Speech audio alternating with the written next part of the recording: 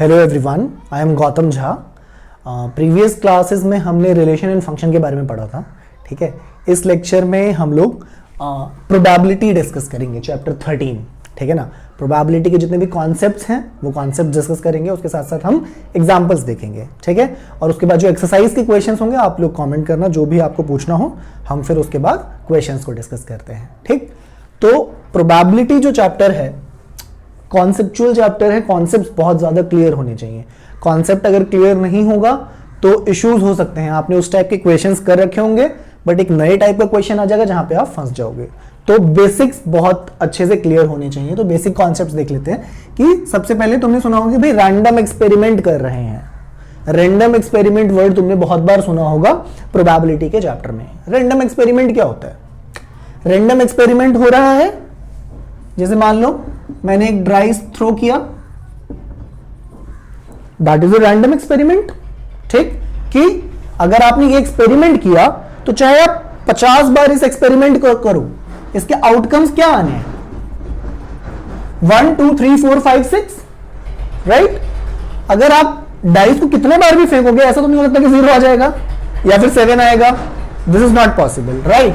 तो random experiment वो activity है जिसे आप अगर मल्टीपल टाइम्स भी करते हो, अगर बहुत बार भी करोगे तो जो उसके आउटकम्स हैं वो फिक्स होते हैं। आउटकम्स वही आ सकते हैं, 1 से 6 तक ही आउटकम्स आएंगे। ऐसा नहीं हो सकता कि इसमें 0 आ जाए या 7 आ जाए। एक और एग्जांपल की बात कर लेते हैं, जैसे कि मान लो हम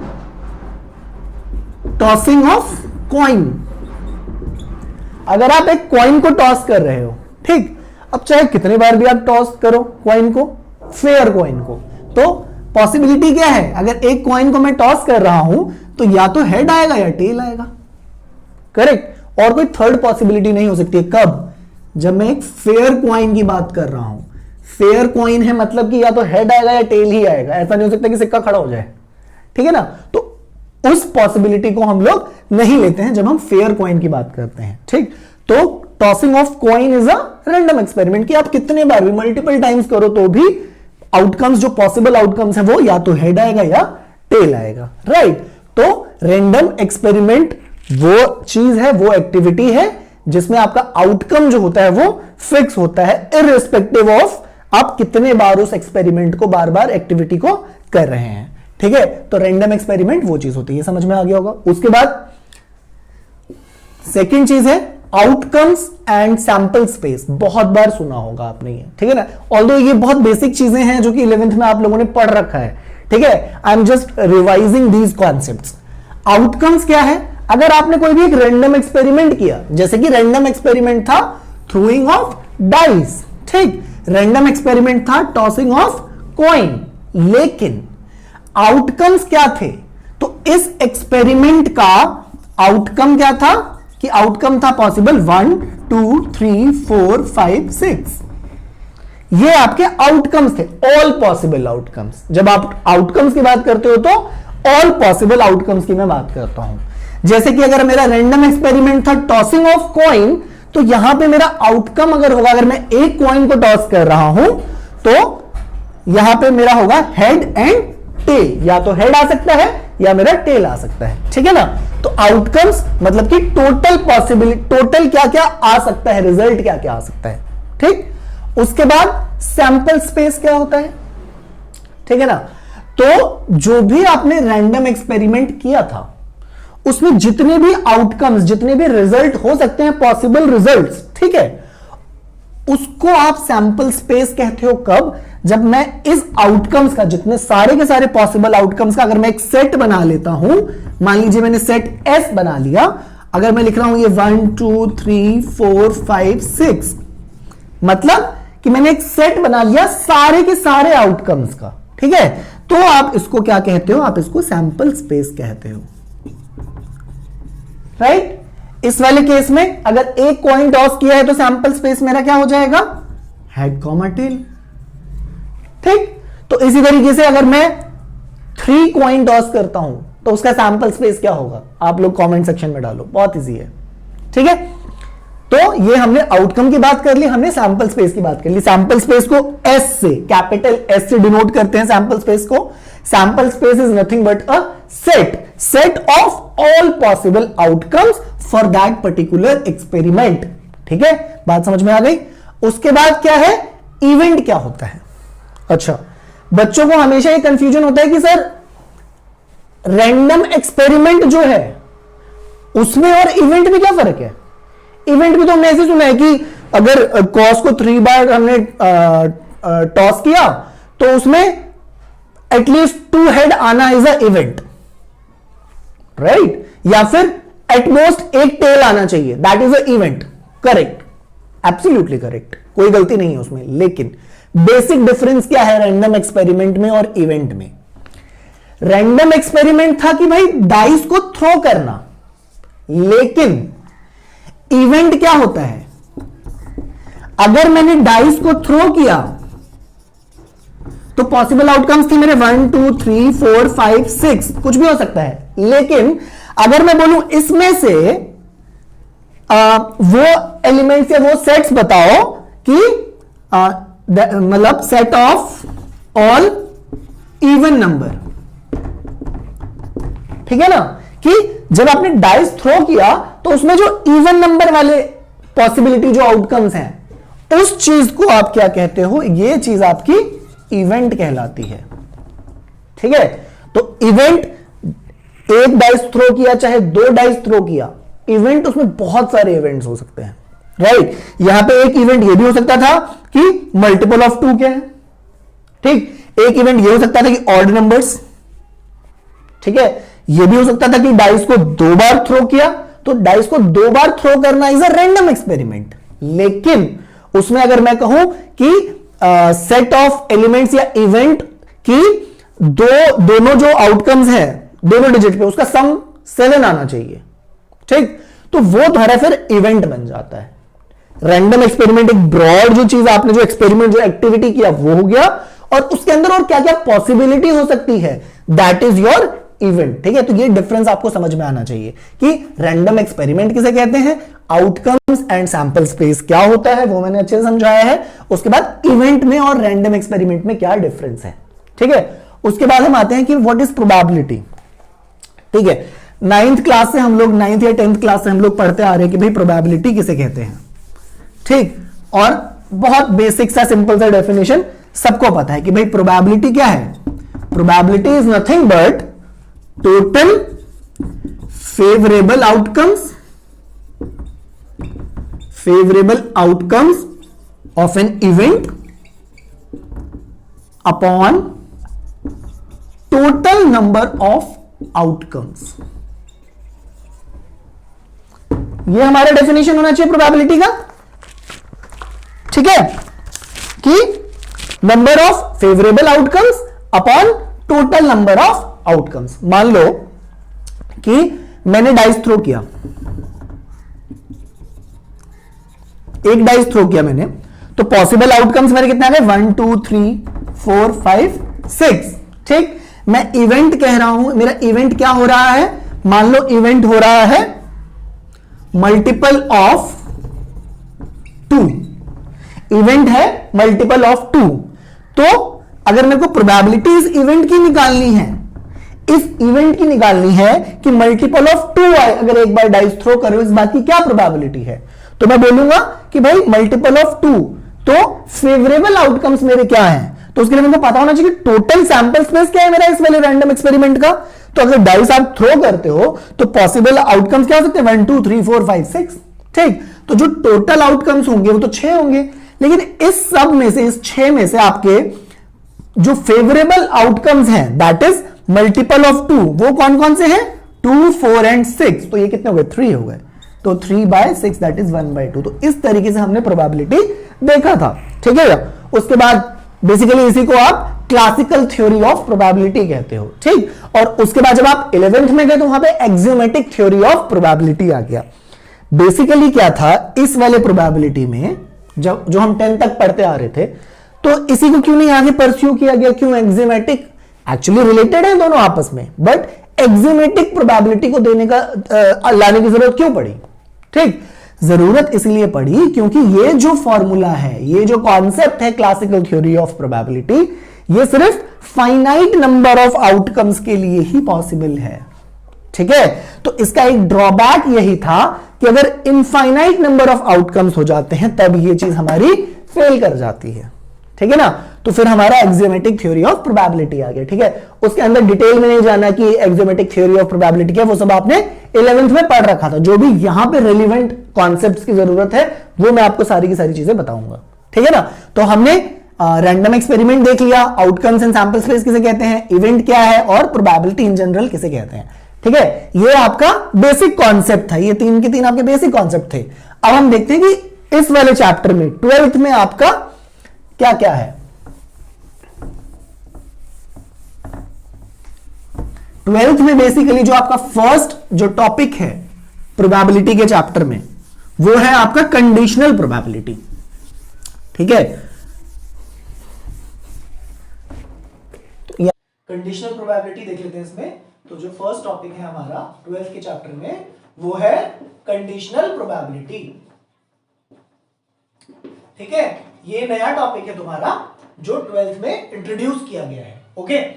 उससे पहले मैं एक बार ये करता हूं कि प्रोबेबिलिटी के मार्क्स का डिस्ट्रीब्यूशन बता देता हूं, ठीक। टोटल जो प्रोबेबिलिटी कैरी करता है वो 8 मार्क्स कैरी करता है, ठीक। इसमें एक जो क्वेश्चन आएगा वो 2 मार्क्स का आएगा, ठीक है। 2 क्वेश्चन तुम्हारे 1 मार्क के आएंगे और एक 4 नंबर का केस स्टडी आएगा इस बार प्रोबेबिलिटी से, ठीक। तो ये 2 2 4 और 4 8 नंबर के हो गए, ठीक है। और मेरे हिसाब से जो 2 मार्क्स का आएगा वो पक्की बात है कि वो कंडीशनल प्रोबेबिलिटी का ही क्वेश्चन आता है। 1 मार्कर में तो कंडीशनल प्रोबेबिलिटी के ही आते हैं, ठीक है ना। 1-2 टॉपिक और हैं वहां से आएंगे और 4 मार्क्स में जो है वो बेस थ्योरम से आता है, ठीक है। तो इसमें मार्क्स का डिस्ट्रीब्यूशन ये रहेगा, बाकी जब पढ़ाते हैं तो बताएंगे तुम्हें, ठीक है। तो कंडीशनल प्रोबेबिलिटी के बारे में देखना है। तो सपोज करो कि एक्सपेरिमेंट है मेरा, ठीक। एक्सपेरिमेंट है, मैं क्या कर रहा हूं, टॉसिंग ऑफ 3 कॉइन्स। अगर आप 3 कॉइन को उछालते हो, ठीक है, तो सैंपल स्पेस क्या बनेगा, सैंपल स्पेस मतलब टोटल पॉसिबल आउटकम्स क्या क्या होंगे अगर 3 कॉइन को टॉस करते हो। तो ये बनाना आता है आपको लोगों को।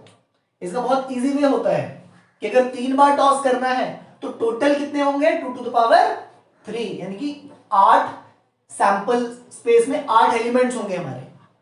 जब भी आप अगर कॉइन को टॉस करते हो, अगर एक कॉइन को टॉस किया तो 2 की पावर 1 यानी कि 2 आउटकम्स आएंगे, ठीक। अगर 2 कॉइन को टॉस किया तो 2 की पावर 2 दैट इज 4 आउटकम्स, और अगर 3 को किया तो 2 की पावर 3 यानी कि 8 आउटकम्स आएंगे, ठीक है ना।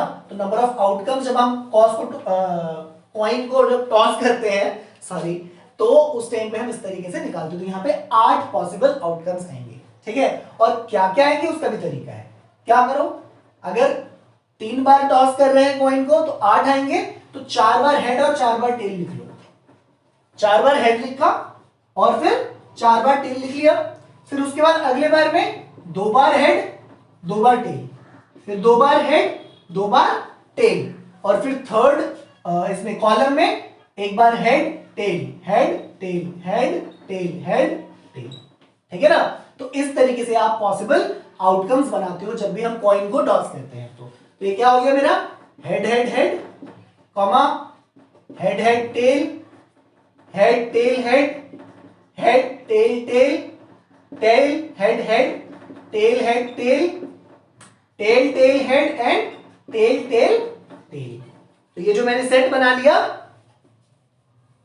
ये क्या हो गया आपका सैंपल स्पेस हो गया। जो कैपिटल एस से हम जो दिखा रहे हैं ये हमारा सैंपल स्पेस हो गया। और ये जो एलिमेंट है 8 एलिमेंट है, तो इसमें से जो वन ऑफ द एलिमेंट या किसी भी एक एलिमेंट को हम क्या कहते हैं, इसको हम कहते हैं सैंपल पॉइंट कहते हैं, ठीक है ना। तो जो एलिमेंट्स होते हैं, एक एलिमेंट को सैंपल पॉइंट बोला जाता है और सैंपल पॉइंट मिला के आपका सैंपल स्पेस बनता है, ठीक। तो हमने रैंडम एक्सपेरिमेंट लिया कि भाई 3 कॉइन हमारे टॉस हो रहे हैं और ये हमारे पॉसिबल आउटकम्स हो सकते हैं, ठीक। इसमें हम क्या करते हैं, 2 इवेंट डिफाइन करते हैं। मान लो मैंने एक ई इवेंट डिफाइन किया। इवेंट ई मैंने क्या डिफाइन किया कि मान लो event of at least 2 heads appear। ठीक है ना। एक ई इवेंट मैंने माना है, ये मैंने माना है कि एटलीस्ट 2 हेड्स अपीयर होने चाहिए, कम से कम 2 हेड तो आने ही चाहिए। तो एटलीस्ट कॉन्सेप्ट था, एटलीस्ट मतलब कम से कम, ठीक है, यानी कि मिनिमम 2 और मोर देन 2। तो यहां पे क्या हो सकता है, एटलीस्ट 2 हेड में कौन कौन से, यानी कि सेट ई का जो सेट बनेगा, इवेंट जो होता है, अगर इवेंट के भी पॉसिबल आउटकम्स आप लिखते हो, इस पर्टिकुलर इवेंट के भी तो पॉसिबल आउटकम्स होंगे ना, जो इसमें से ही होंगे, राइट। तो इस ई के अंदर कौन कौन से सैंपल पॉइंट आएंगे, एटलीस्ट 2 हेड, जहां पे आएगा एटलीस्ट 2 हेड में 2 या 2 से ज्यादा हेड, यानी कि एक तो ये आ जाएगा अपना एच एच एच, फिर 2 इसमें भी है, head head tail, then head tail head भी आ जाएगा, ठीक है। उसके बाद इसमें एक ही हेड है, ये नहीं है, ये फिर आ जाएगा टेल हेड हेड एंड और कोई नहीं है, एटलीस्ट 2 हेड, यानी कि 2 या 2 से ज्यादा, यानी कि 2 हेड वाले या फिर 3 हेड वाले ले लेंगे आप सैंपल पॉइंट यहां से, ठीक है। और एक इवेंट मैंने एज्यूम किया एफ, ठीक। एफ मैंने इवेंट क्या लिया कि इवेंट जिसमें कि फर्स्ट कॉइन शोज टेल, मैंने दूसरा इवेंट लिया एफ, जिसमें मैं कह रहा हूं कि जो फर्स्ट कॉइन होना चाहिए वो शो करना चाहिए टेल, ओके। तो जो एफ सेट बनेगा, मेरा इवेंट का जो सेट बनेगा, उसमें कितने एलिमेंट्स होंगे एफ वाले में, फर्स्ट कॉइन शोज टेल, पहले पे टेल होना चाहिए, यहां पे पहले पे टेल है, यहां पे पहले पे टेल है, यहां पे भी है और इसमें भी है। तो ये हो गया tail head head, tail head tail, tail tail head और टेल टेल टेल, ठीक है। तो एक इवेंट मैंने ई माना, एक इवेंट मैंने एफ मान लिया, ओके।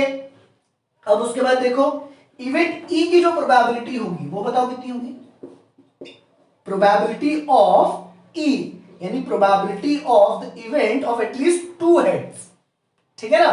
तो इसमें फेवरेबल आउटकम्स कितने हैं ई वाले में, 1 2 3 4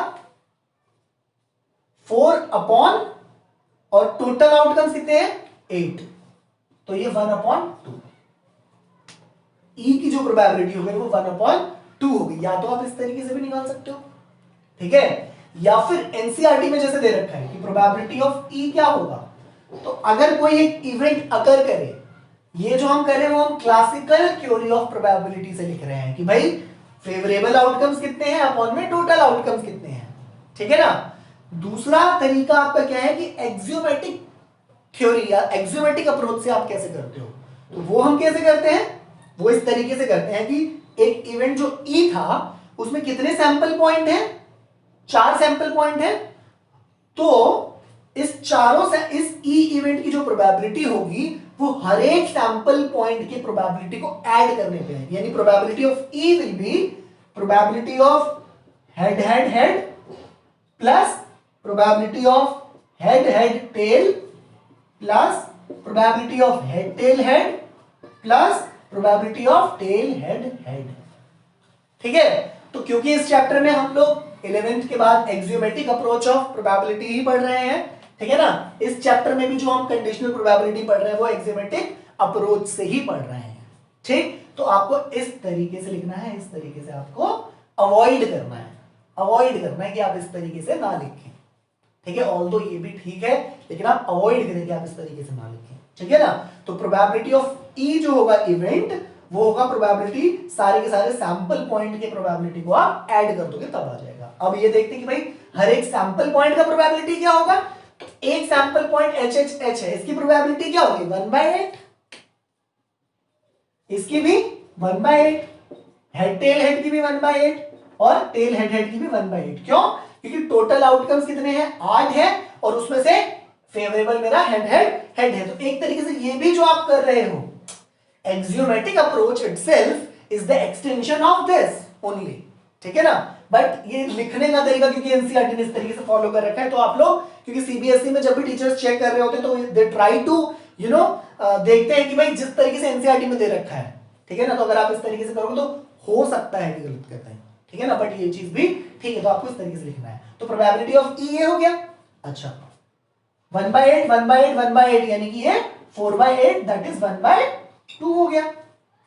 ओके अब उसके बाद मान लो मैं प्रोबेबिलिटी ऑफ एफ निकालता हूं ऐसे ही, तो प्रोबेबिलिटी ऑफ एफ क्या हो जाएगा, probability of THH plus probability of THT plus probability of THT TTH plus probability of TTT। मतलब कि F की प्रोबेबिलिटी हर एक इवेंट, हर एक सैंपल पॉइंट जो है उसकी प्रोबेबिलिटी को ऐड करने पे आएगा, ठीक है। तो ये आ गया 1/8 again, 1/8 plus 1/8 plus 1/8 that is 4/8 और 1/2। ओके प्रोबेबिलिटी ऑफ E निकाल लिया, प्रोबेबिलिटी ऑफ F निकाल लिया। अब एक चीज और ध्यान दो, ये इवेंट E था और ये इवेंट F था। अब ये देखते हैं अगर दोनों इवेंट हो इकट्ठे, कि इवेंट E भी हो और F भी हो, यानी कि एटलीस्ट 2 हेड होने चाहिए एंड फर्स्ट पॉइंट पे टेल होना चाहिए। तो या तो आप वैसे दोनों को ऐड कर दो और उसके बाद इसमें से देखो वो कौन कौन से सैंपल पॉइंट है, या फिर सबसे इजी हमें तो सेट पता है, सेट हमने पढ़ रखा है 11th में, ये हमारा E सेट है, ये हमारा F सेट है। तो हमारा E इंटरसेक्शन F सेट में क्या क्या आएगा, इन दोनों का इंटरसेक्शन, इन दोनों में कॉमन क्या क्या है, तो इसमें कॉमन है THH, बस यही कॉमन है THH। तो probability of E intersection F कितना हो गया 1/8, ठीक है। अब एक नई चीज देखते हैं इसमें जो हमें पढ़ना है एक्चुअली में। ये हमने पूरी की पूरी राम कहानी तो पढ़ ली कि भाई आपने दो एजम्पशन ले लिया, एक्सपेरिमेंट ले लिया, आपने इवेंट भी एज्यूम कर दिया, करना क्या चाह रहे हो सर ये तो बता दो, फाइनली कंक्लूड तो करो। तो कंक्लूजन पे आते हैं। बेसिकली हमको क्या करना था, ठीक है, हमें क्या निकालना है हमें निकालना है प्रोबेबिलिटी ऑफ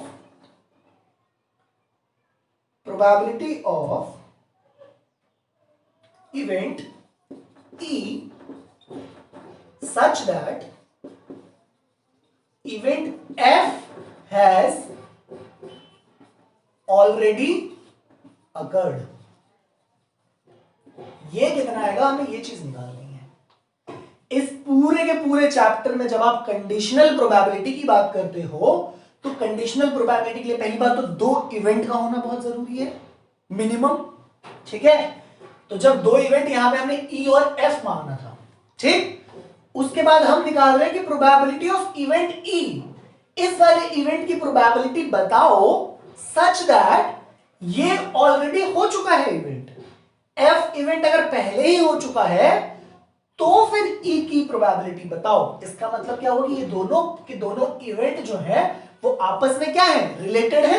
और यहां पे हमने देखा भी था, देखो ये दोनों के दोनों आपस में रिलेटेड है, देखो एक कॉमन आ रहा है यहाँ पे, यानी कोई ना कोई चीज इसमें तो रिलेट कर रहा है, ठीक है। तो probability of event E such that event F has already occurred, इस चीज को भी मैथ्स की भाषा में इसी को आप कंडीशनल प्रोबेबिलिटी बोलते हो, या फिर इसी को आप इस तरीके से लिखते हो probability of E such that F has already occurred. अगर यहाँ पे किसी भी इस पूरे चैप्टर में अगर आपको इस तरीके से ये चीज लिखी हुई दिखाई दे रही है तो इसका मतलब आपको क्या समझना है, P is the symbol for probability, ठीक है।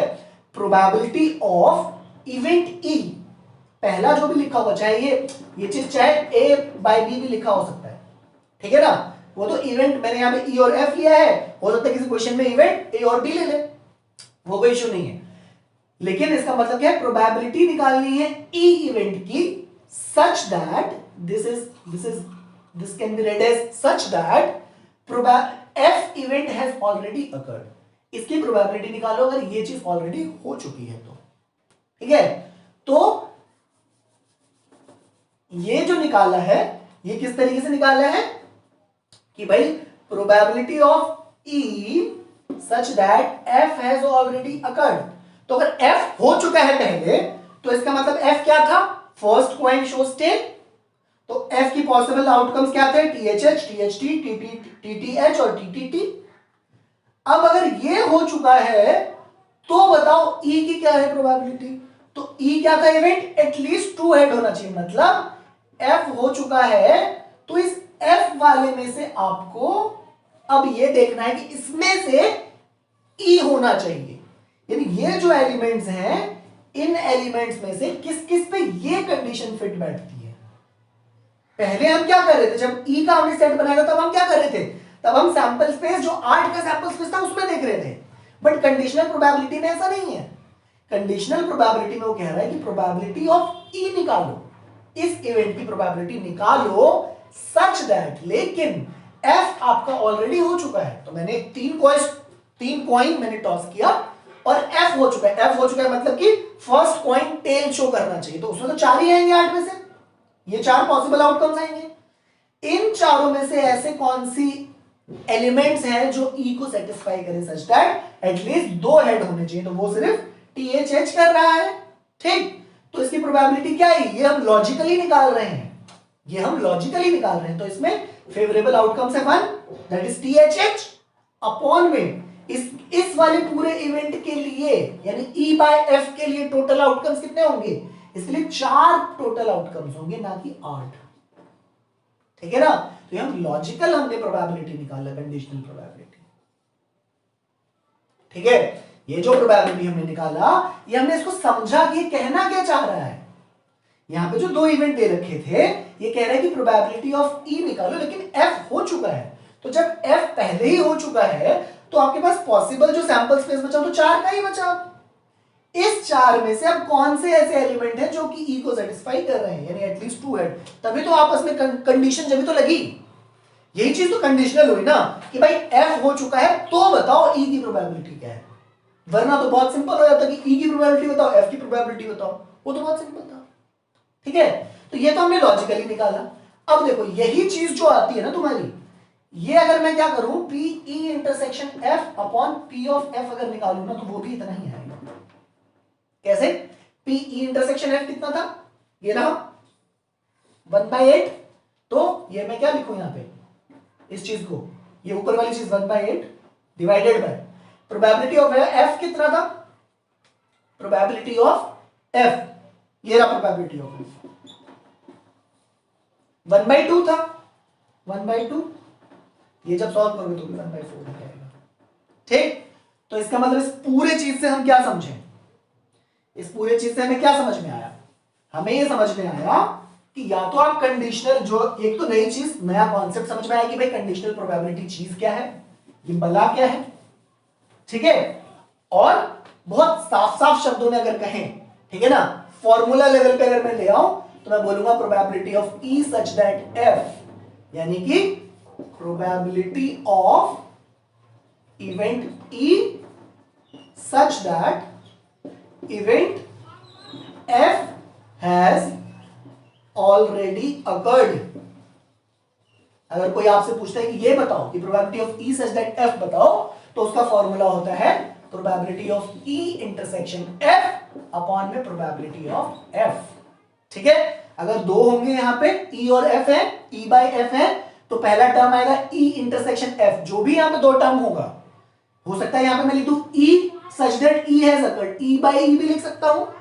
तो यहां पे जो भी 2 टर्म लिखे होंगे उसका दोनों का इंटरसेक्शन होगा, probability of intersection of E, probability of E intersection F upon में जो दूसरा वाला होगा उसकी प्रोबेबिलिटी अपॉन में आती है। ठीक है, तो ये आपका कॉन्सेप्ट हो गया कंडीशनल प्रोबेबिलिटी का। ठीक है ना, तो ये आपको फॉर्मूला जो है बहुत अच्छे तरीके से याद होना चाहिए। लेकिन यहां पे एक चीज और है, यहां पे एक चीज और है, यहां पे क्या है कि भाई बशर्ते PF should not be equal to 0, क्योंकि ये डिनोमिनेटर में है। तो डिनोमिनेटर कभी भी अगर आप एक चीज को डिफाइन करते हो, ये मैंने कंडीशनल प्रोबेबिलिटी को डिफाइन किया है कि it is the ratio of the probability of E intersection F and probability of F, but probability of F must not be equal to 0, 0 नहीं हो सकता। ठीक है ना, तो ये आपको ध्यान रखना है। ठीक है, तो ये फाइनली इतना सब कुछ समझाने के बाद ध्यान क्या रखना है? ध्यान आपको ये रखना है कि अगर इसकी कंडीशनल प्रोबेबिलिटी अगर आपको इस तरीके से पूछा जाता है तो ये फॉर्मूला आपको यूज करना है, ठीक। और कंडीशनल प्रोबेबिलिटी क्या है, कैसी कंडीशन है अप्लाई हो रही थी, वो मैंने पूरा पूरा, और ये फॉर्मूला कैसे आया, बिल्डअप कैसे हुआ ये फॉर्मूला, ये भी मैंने तुम्हें बताया। एक्चुअली में आप इस चीज को लॉजिकली भी निकाल सकते हो, लेकिन वो थोड़ा सा डिफिकल्ट हो जाता है, ठीक है ना, इस वजह से ये चीज हम निकाल लेते हैं, ठीक है। उसके बाद हम कुछ एक प्रॉपर्टीज डिस्कस कर लेते हैं कंडीशनल प्रोबेबिलिटी की, ठीक है। तो वो देख लेते हैं। 3 प्रॉपर्टी है बेसिकली कंडीशनल प्रोबेबिलिटी में, ठीक है। तो तीनों को वन बाय वन हम देख लेते हैं। और एक्चुअली में क्या होता है कि हो सकता है पेपर में तुम्हारे में 2 नंबर में आ जाए, उस प्रॉपर्टी को प्रूव करने के लिए आ जाए, वो property as a proof, as a question आ जाए कि प्रूफ दैट कि ये इसके इक्वल होता है, ठीक है ना। तो 2 मार्कर में वो चीज आ सकती है। तो अगला जो टॉपिक है हमारा, प्रॉपर्टीज ऑफ कंडीशनल प्रोबेबिलिटी, ठीक है। इसमें फर्स्ट जो प्रॉपर्टी है तुम्हारी, प्रॉपर्टी पहले देख लेते हैं, यह है कि probability of S such that F has already occurred, यानी S by F is equal to probability of F by F is equal to 1, ये होता है, ठीक है। तो इसको प्रूव करना है, कैसे करेंगे, एस क्या है, तो एस जो है हमारा एक्चुअली में सैंपल स्पेस है, ठीक है। और एफ क्या है हमारा, एक इवेंट है हमारा एफ, ओके। तो इसको प्रूव करना है, देख लेते हैं। तो यहां पे एक और इवेंट मान लेते हैं ई। तो इस क्वेश्चन में अगर इसको आपको प्रूव करना है, अगर ये पेपर में इस तरीके से आता है कि प्रूफ दैट, कि ये चीज ये कैसे प्रूव होगा, तो एक तो सैंपल स्पेस एस मान लो और 2 इवेंट एज्यूम कर लो ई और एफ, ठीक है। तो उसके बाद प्रूव करना है मेरे को यहां पे, तो probability of S by F prove करना है। लेकिन इस चीज को मैं बाय फॉर्मूला क्या लिख सकता हूं, probability of E by F क्या था, दोनों का इंटरसेक्शन का प्रोबेबिलिटी डिवाइडेड बाय जो दूसरा वाला लिखा है उसका प्रोबेबिलिटी। तो यहां पे लिखना है प्रोबेबिलिटी ऑफ, ये क्या हो जाएगा, एस इंटरसेक्शन एफ अपॉन में प्रोबेबिलिटी ऑफ एफ, ठीक है ना। जो दोनों टर्म थी उसका इंटरसेक्शन के प्रोबेबिलिटी अपॉन में जो दूसरा टर्म था उसकी प्रोबेबिलिटी, ओके। अच्छा जी, अब एस इंटरसेक्शन एफ क्या होगा, तो इवेंट जो होता है एक्चुअली में सेट होता है, अभी बताया था, और एस जो है वो एक तरीके से यूनिवर्सल सेट है। तो अगर मान लो इवेंट ई ये है और इवेंट एफ ये है, ठीक है, और ये आपका सैंपल स्पेस है, ठीक। सैंपल स्पेस हमेशा यूनिवर्सल सेट होता है और ये आपके इसके अंदर के सेट होते हैं। तो एस इंटरसेक्शन एफ क्या आएगा, एस में एफ का इंटरसेक्शन अगर करोगे तो दोनों में कॉमन पॉइंट क्या आएगा, एफ आएगा, यानी कि P S intersection F can be written as probability of F only, और ये था नीचे प्रोबेबिलिटी ऑफ एफ, ये दोनों कैंसिल आउट हो गया और ये 1 आ गया, हेंस प्रूव्ड, ठीक है ना। तो ये तुम्हें थोड़ा सा यहाँ पे बना के दिखाना पड़ेगा कि भाई ये ई है और ये एफ सेट है, मान लो ये एस है, S is a universal set, तो एस और एफ का जो इंटरसेक्शन आएगा वो एफ ही आएगा, है ना, दोनों में कॉमन सिर्फ ये चीज आएगी। तो एक तो यहां से ये चीज प्रूव हो गई, और मान लो दूसरा रिजल्ट प्रूव करना था ये वाला, probability of F by F, F by F के लिए क्या करेंगे, प्रोबेबिलिटी ऑफ, फॉर्मूला लगा दो, एफ इंटरसेक्शन एफ अपॉन में प्रोबेबिलिटी ऑफ एफ, इस दोनों का इंटरसेक्शन पहले वाला टर्म और दूसरा टर्म सेकंड टर्म का प्रोबेबिलिटी। अब एफ के एफ के साथ इंटरसेक्शन क्या होगा, एफ ही आएगा, तो ये चीज nothing but probability of F, और नीचे तो पी एफ था ही, ये कैंसिल आउट हो गया और ये भी आपका 1 आ गया। तो ये आपका फर्स्ट प्रॉपर्टी था कि भाई probability of the sample space such that event F has occurred, या फिर probability of F such that F has occurred, वो चीज दोनों मिला के 1 ही आता है, ठीक है। तो ये आपका फर्स्ट प्रॉपर्टी था। उसके बाद हम लोग सेकंड प्रॉपर्टी देखेंगे।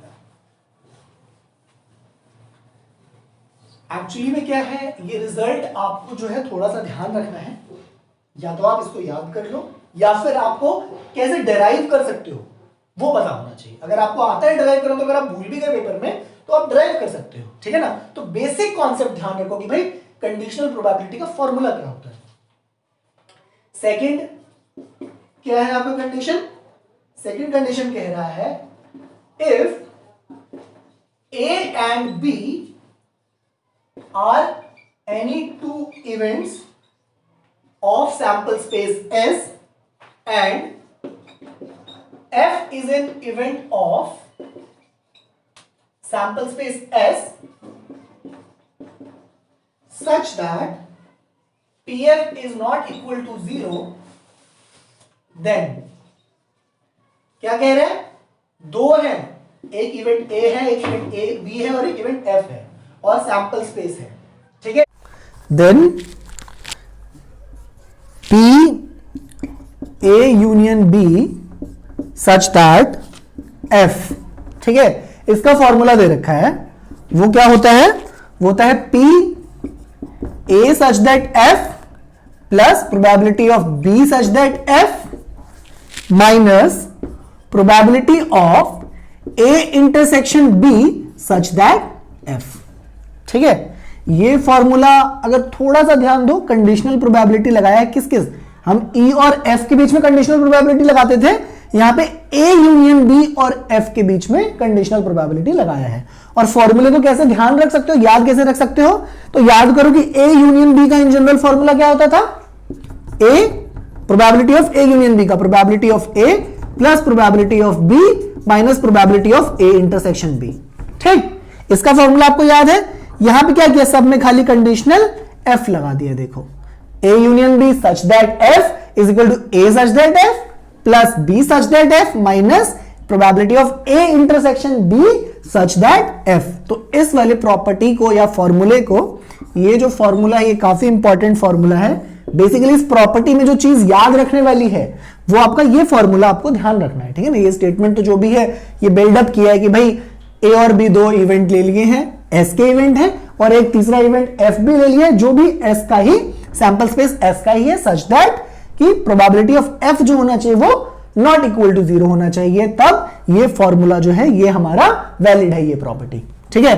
अब एक पॉइंट ये है कि आ सकता है आपके पेपर में कि प्रूफ करो इस प्रॉपर्टी को, ठीक है, इस प्रॉपर्टी को प्रूफ करने के लिए आ सकता है, तो इसको प्रूफ कैसे करेंगे, 2 मार्क में आ सकता है, ठीक है। तो इसको देख लेते हैं हम कैसे प्रूफ करेंगे।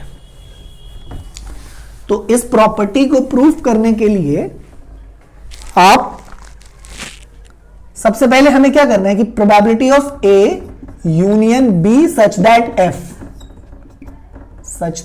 F, ये इसका फॉर्मूला पूरा करना है, ठीक है। तो इसको आप एज्यूम करो कि जैसे ये probability of E such that F था, ठीक है ना, E बाय F था ये, तो अगर ये E इसको पूरे को E मान ले और इसे F, तो E बाय F का फॉर्मूला आप कंडीशनल प्रोबेबिलिटी का फॉर्मूला क्या लिखोगे कि प्रोबेबिलिटी ऑफ E इंटरसेक्शन, है ना। अगर मैं इस पूरे को मान लेते हैं E मान लूं, ठीक है ना, ऐसे समझाने के लिए बता रहा हूं मैं कि अगर इस पूरे को अगर आप एक E चीज मान लो तो ये this is nothing but P of E by F, है ना। और इसका फॉर्मूला तुम्हें पता था, probability of E intersection F upon में प्रोबेबिलिटी ऑफ F, ठीक। इन अ सेम मैनर मैं क्या कह रहा हूं कि मैंने E इंटरसेक्शन F लिखा, तो E इंटरसेक्शन F अपॉन में प्रोबेबिलिटी ऑफ F, इसको कैसे लिख रहे हैं मैं वो समझा रहा हूं आपको, ठीक है ना। इसको आप इस तरीके से समझते हुए भी लिख सकते हो, ठीक। ये सिर्फ समझाने के लिए आपको बताया था, ओके। अब उसके बाद क्या कर सकते हो, यहां पे डिस्ट्रीब्यूटिव प्रॉपर्टी लग जाता है सेट्स में, ठीक। तो ये चीज क्या हो जाता है, ये हो जाता है प्रोबेबिलिटी ऑफ, ये अंदर वाली जो चीज है ये हो जाएगा A इंटरसेक्शन F, ठीक है, यूनियन B इंटरसेक्शन F, ये इंटरसेक्शन है, अपॉन में प्रोबेबिलिटी ऑफ F, ठीक है। ये हम किस तरीके से लिख रहे हैं, यहां पे हम क्या लगा रहे हैं, डिस्ट्रीब्यूटिव लॉ लगा रहे हैं, distributive law of union of sets over intersection, ठीक है ना। डिस्ट्रीब्यूटिव लॉ ऑफ यूनियन लगा रहे हैं एंड पे, इंटरसेक्शन पे, ठीक। अब इस वाले पॉइंट के बाद आप क्या लिख सकते हो इस चीज को, this is probability of A intersection F union B intersection F, मतलब ये एक चीज मान लो और इस पूरे को एक चीज मान लो। अगले स्टेप में हम क्या कर सकते हैं, इसको A यूनियन B का तो हमें फॉर्मूला पता है, probability of A union B का फॉर्मूला तो हमें पता है, क्या था formula, probability of A plus probability of B minus probability of A intersection B, ये तो हमने 11th क्लास में पढ़ा हुआ है, ठीक है। तो इस सेम फॉर्मूले को यहां पे अप्लाई करो, और कैसे अप्लाई करोगे, इस पूरे चीज को मान लो A, ठीक है, इस पूरे चीज को मान लो B, ठीक।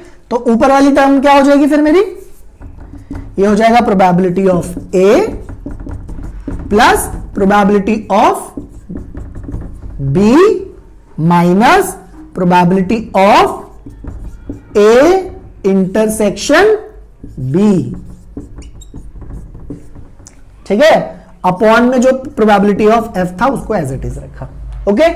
अब इस वाले में ये टर्म तो चलो ऐसे ही रहेगा, ये टर्म ऐसे ही रहेगा। यहां पे देखो A intersection F intersection B intersection F, ये सारे के सारे इंटरसेक्शन है, तो ये पूरा का पूरा, और यहां पे F और F यहां पे कॉमन हो गया, तो ये पूरी की पूरी चीज क्या आ जाएगी, ये आ जाएगा probability of A intersection B, sorry probability of A intersection B intersection F, तीनों का इंटरसेक्शन हो जाएगा A B और F का।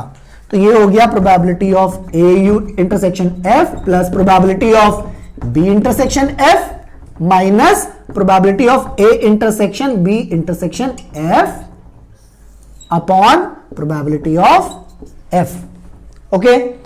अब इसके बाद देखो क्या हो जाएगा,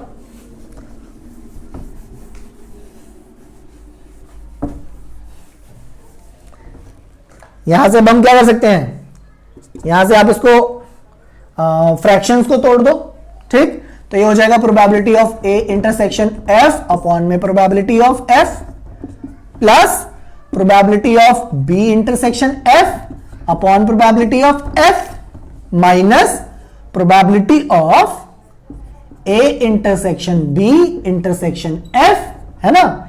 इस चीज को मैं इस तरीके से लिख सकता हूं कि A इंटरसेक्शन F अपॉन में प्रोबेबिलिटी ऑफ F, और ये क्या चीज था, probability of A union B intersection F, इसका फॉर्मूला हम लोग डिराइव कर रहे थे। तो ये चीज क्या हो गई तुम्हारी, ये हो गया probability of A, conditional probability of A such that F has already occurred, plus ये हो गया conditional probability of B such that F is already occurred, minus ये क्या हो गया conditional probability of A intersection B such that F, right. यही हमको prove करना था फाइनली, ठीक है ना। तो ये आपका यहां पे प्रूव हो गया। ये काफी इंपॉर्टेंट प्रॉपर्टी है जो कि पेपर में आ सकता है प्रूव करने के लिए, ओके। तो ये आपको ध्यान रखना है प्रॉपर्टी को। उसके बाद यहां पे एक चीज और ध्यान देने वाली चीज है कि अगर जो दो इवेंट हमने A और B जो माने थे, अगर ये जो दो इवेंट A B थे, अगर ये दोनों इवेंट डिसजॉइंट इवेंट हो जाए, if A and B are disjoint event, अगर ये A और B डिसजॉइंट इवेंट होगा तो डिसजॉइंट इवेंट, डिसजॉइंट सेट हमने पढ़ा था, और इवेंट जो होता है वो इटसेल्फ इज अ सेट होता है। तो अगर दो सेट आपके डिसजॉइंट होते हैं, मतलब दोनों में कोई भी एलिमेंट कॉमन नहीं है, राइट। अगर दोनों में कोई एलिमेंट कॉमन नहीं है तो A इंटरसेक्शन B जो होगा वो उसमें कोई भी एलिमेंट नहीं होंगे। अगर A इंटरसेक्शन B में कोई भी एलिमेंट नहीं होंगे, इसका मतलब इस वाले ऊपर वाले फॉर्मूले में ये जो टर्म होगा, ये पूरा का पूरा जो टर्म आएगा, ये चीज जीरो हो गया हमारा, राइट। जब A इंटरसेक्शन B हमारा जीरो हो गया, उसमें कोई सेट ही नहीं है, तो उस बात की कंडीशनल प्रोबेबिलिटी जीरो होगी, राइट। तो ये टर्म जब A और B जो डेरिवेशन करते, अगर A और B उसमें डिसजॉइंट इवेंट हो जाता है, तो probability of A intersection B such that F ये आपका जीरो हो जाता है। और जब ये जीरो हो जाता है तो कंडीशनल प्रोबेबिलिटी का फॉर्मूला क्या हो जाता है फिर, जो हम डिराइव कर रहे थे, then probability of A union B such that F, इसका फॉर्मूला क्या हो जाता है, ये सिंपली हो जाता है probability of A such that F plus probability of B such that F, ठीक है। तो A union B such that F, यानी कि A यूनियन B की जो कंडीशनल प्रोबेबिलिटी है वो सिर्फ conditional probability of A plus conditional probability of B के इक्वल आ जाता है। कब, जब तुम्हारा इवेंट A और B जो हो वो तुम्हारा डिसजॉइंट इवेंट हो जाए, ठीक है ना। अदरवाइज अगर डिसजॉइंट इवेंट नहीं है तब तो फॉर्मूला में तीसरा टर्म ये भी आएगा, minus probability of A intersection B का कंडीशनल प्रोबेबिलिटी। ठीक है, तो ये काफी इंपॉर्टेंट प्रॉपर्टी है जो आपको ध्यान रखना है। ठीक है, डेरिवेशन किस तरीके से हो रही है, कौन कौन से इसमें हमने प्रॉपर्टी यूज करी है, सेट्स की, डिस्ट्रीब्यूटिव लॉ हमने यूज किया था। ठीक, फिर इंटरसेक्शन का कोई एक हमने प्रॉपर्टी यूज करी थी, तो वो आपको पूरा का पूरा इसमें ध्यान रखना है। उसके बाद हम देख लेते हैं कि इसमें थर्ड प्रॉपर्टी क्या है हमारी। थर्ड प्रॉपर्टी देखते हैं हम। तो थर्ड प्रॉपर्टी आपका हमारा कह रहा है ये probability of E not such that F, वो होगा 1 minus probability of E such that F. यानी कि ई डैश की, ई डैश क्या होता था, अगर मान लीजिए ये ई है और अगर ये सैंपल स्पेस है, तो अगर इवेंट ई ये है तो ई डैश इवेंट क्या होता है, बाकी जो यूनिवर्सल सेट है जो सैंपल स्पेस है उसमें से अगर ई को हटा दें तो बाकी का जो सेट होगा वो ई डैश होता है। ठीक, और हमने ये भी पढ़ा था कि अगर प्रोबेबिलिटी ऑफ ई जो होता है, ई डैश जो होता है प्रोबेबिलिटी, इस इवेंट की जो प्रोबेबिलिटी होती है वो 1 माइनस ई की प्रोबेबिलिटी को माइनस कर देते हैं। ये हमने 11th क्लास में पढ़ा था। ठीक है ना, कि ई डैश का जो प्रोबेबिलिटी होता है वो 1 माइनस ई के प्रोबेबिलिटी के इक्वल होता है ना, कि एक इवेंट हो रहा है and not happening of that event. ठीक है ना, वो 1 माइनस कर देते हैं। यहां पे कह रहे हैं कि ई डैश की कंडीशनल प्रोबेबिलिटी का जो फॉर्मूला होता है वो भी ऐसा ही होता है कि 1 माइनस ई के कंडीशनल प्रोबेबिलिटी को आप माइनस कर दो। तो इस चीज को हमें प्रूव करना है। ठीक है, तो वो अब देख लेते हैं किस तरीके से प्रूव करेंगे। अच्छा, इसको प्रूव करने के लिए आपको फर्स्ट प्रॉपर्टी यूज करना पड़ेगा। क्या था फर्स्ट प्रॉपर्टी, कि probability of sample space, conditional probability of sample space such that event F has already occurred, ये होता था 1। तो इसको जब भी प्रूव करोगे आप तो सबसे पहले लिखोगे S is a sample space जहां पे ई एंड एफ आपने 2 इवेंट एज्यूम किए हैं। ठीक है, और उसके बाद आप ये चीज शुरू करोगे यहां से कि भाई प्रॉपर्टी 1 से, from property 1 this can be written as this. Okay, अब उसके बाद एस को आप यहां पे, ये एक ट्रिकी चीज है, ये नोट डाउन करना, ये बहुत ट्रिकी चीज है कि एस को हम लिख सकते हैं ई यूनियन ई डैश। अभी मैंने बनाया था कहीं पे कि अगर ये ई है, ये अगर सैंपल स्पेस है, ठीक, तो ई डैश मैंने क्या बोला था, ये बच गया हुआ। अगर दिस इज ई तो जो बाकी का बचा हुआ है area that is your E dash. ठीक, तो ई और ई डैश का अगर यूनियन करें, अगर मिला दे दोनों को, तो क्या बनता है, सैंपल स्पेस बनता है। ठीक है, तो उसके बाद आप क्या करोगे, यहां पे इसको पुट कर देते हैं, तो ये हो जाएगा probability of E union E dash such that F this is equal to 1। इस वाले स्टेप में अगर ये पुट किया तो ये आ गया।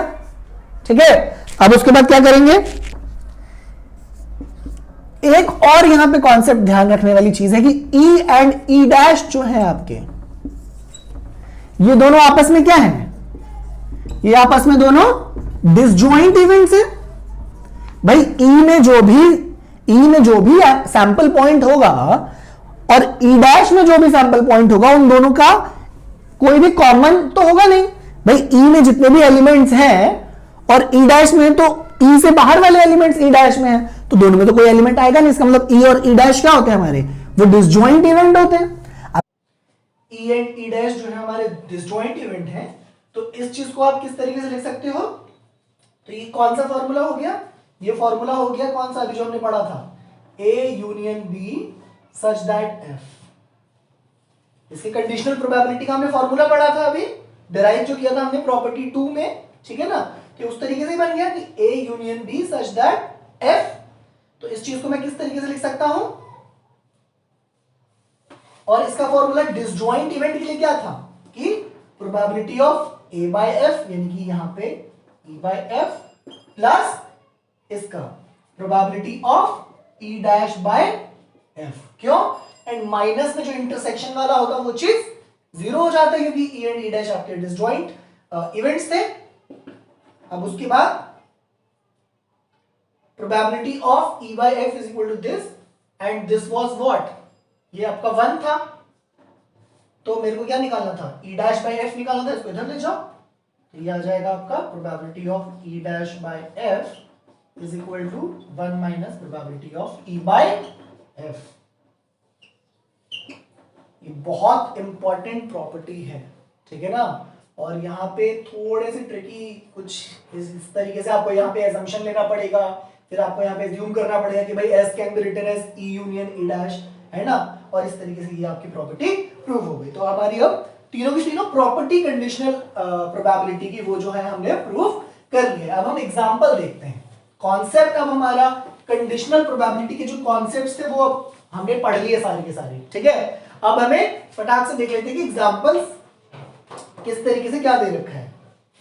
फर्स्ट एग्जांपल आपको दे रखा है, दिया है प्रोबेबिलिटी ऑफ ए गिवन है आपको 7/13, प्रोबेबिलिटी ऑफ बी गिवन है आपको 9/13, probability of A intersection B दे रखा है 4/13, एंड आपसे पूछा है कि probability conditional probability of A such that B has already occurred, ये आपसे पूछा है। तो इसका सिंपल सा फॉर्मूला होता है, ये होता है probability of A intersection B upon probability of B. A intersection B का प्रोबेबिलिटी कितना दे रखा है 4/13 और बी का प्रोबेबिलिटी कितना दे रखा है 9/13, तो ये कैंसिल आउट हो गया, तो ये 4/9 आ गया, ठीक है ना। ये बहुत बेसिक सा क्वेश्चन था, किसी में हो सकता है ये ना दे रखा हो, ये चीज दे रखी हो और ये फाइंड आउट करने के लिए बोले बाकी सारी चीजें दे रखी हो, ठीक है ना। तो कोई भी एक कॉम्बिनेशन उठा के आपसे 1 मार्क का क्वेश्चन इससे पूछ सकता है। उसके बाद हम देख लेते हैं एग्जांपल 2 हमारा क्या कह रहा है। एग्जांपल 2 में क्या बोला है, कह रहे हैं कि फैमिली के 2 चिल्ड्रन हैं, ठीक है। फैमिली में 2 चिल्ड्रन हैं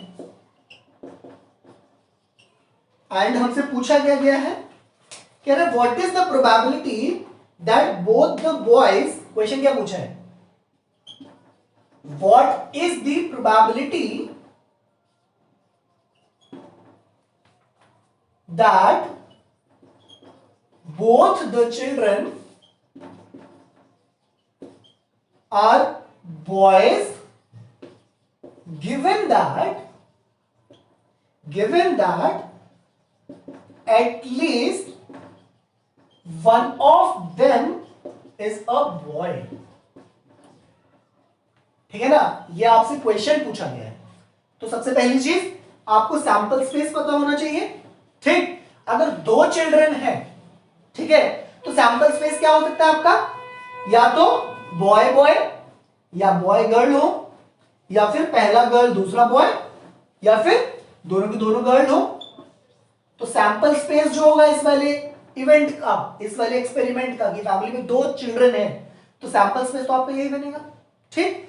यहां पे अब आपको 2 इवेंट एज्यूम करने होंगे, ई और एफ, ठीक।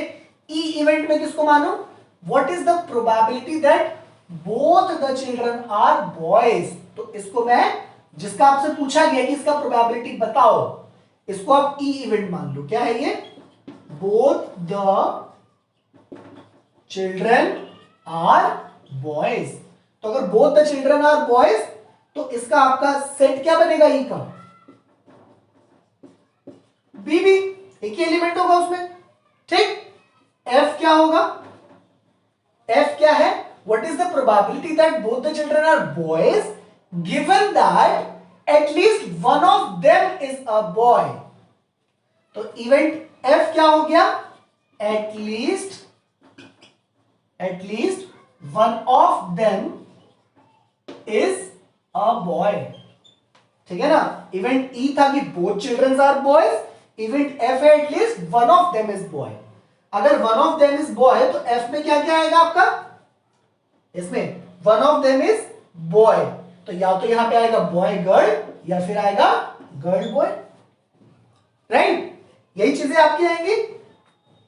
तो ये हमारा ई हो गया, ये हमारा एफ हो गया, सॉरी यहां पे गर्ल बॉय, यहां पे क्या बोल रहा है, एटलीस्ट वन, तो एटलीस्ट वन यानी 1 या 1 से ज्यादा, तो यहां पे बॉय बॉय भी होगा, करेक्ट। ये चीज मैं गलत कर रहा था, at least one of them is boy, तो या तो एक बॉय है या फिर दोनों बॉय।